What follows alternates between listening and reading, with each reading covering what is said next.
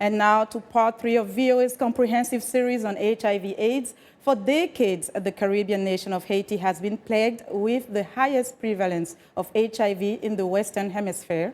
More than 100,000 children have been orphaned, and many contracted the virus from their mothers. We introduce you to one young woman who has worked tirelessly to overcome hardships in her life, including shame of being orphaned and HIV positive.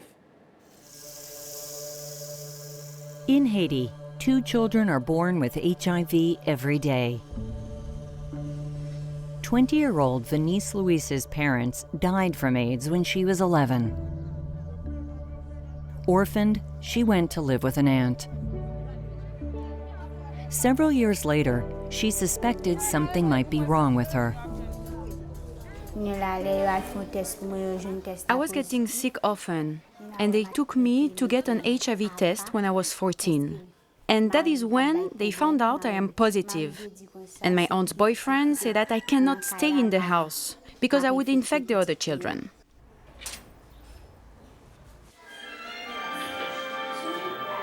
Venice now lives at an orphanage run by the organization caring for Haitian orphans with AIDS, along with 18 other HIV-positive children.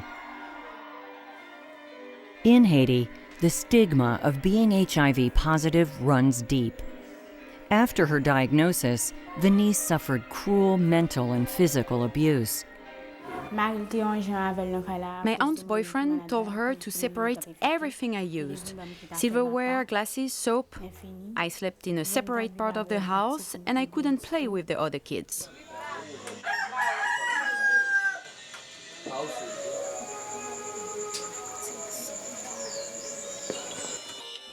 Each morning, Venice prepares for school with the other children.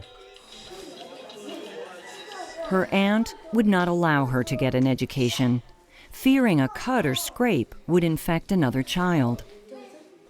At the age of 20, she is now finishing the 4th grade.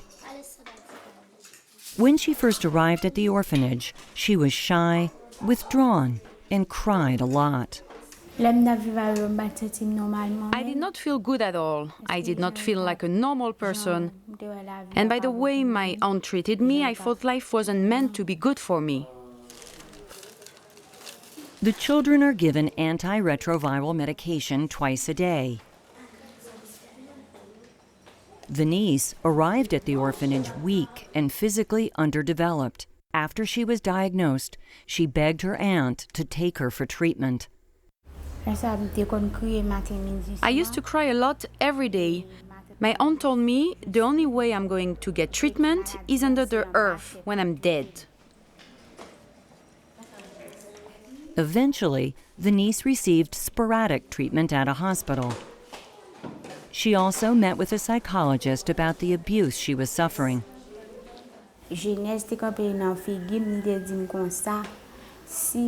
They told me that if I did not do what they say, they will kick me out of the house,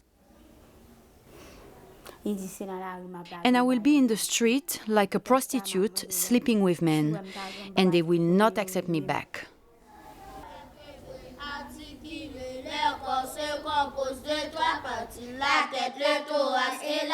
It was the psychologist who suggested she be placed in the care of the orphanage, and her life began to change.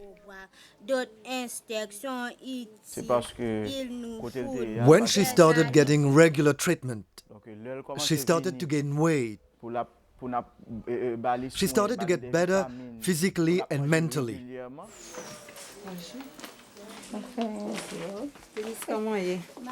Two of Venice's aunts agreed to visit her at our request. Her aunt Janesse denies that there was any abuse. If somebody told you that, it is not true, especially when she was sick. We never abused her. Venice remembers things differently. If they say they did not do that, then they are lying, because they did. Her aunts want to put the past behind, but Venice still harbors too much pain and anguish. When I become older, I will let them know what they did to me was wrong. For now, I want to finish school, learn a trade, and never go back to live with my family again. What a courageous girl. Well, tomorrow in part 4 of our series on HIV/AIDS, Nigeria and Uganda have embraced legislation which targets the gay community. Laws in both countries are forcing communities vulnerable to HIV deeper into the shadows. That's Thursday here on Africa 54. We want to know what you think about Africa 54 and the stories we cover. Join the conversation on Facebook. The address is Africa 54, and check out our headlines 24/7 on voaafrica.com.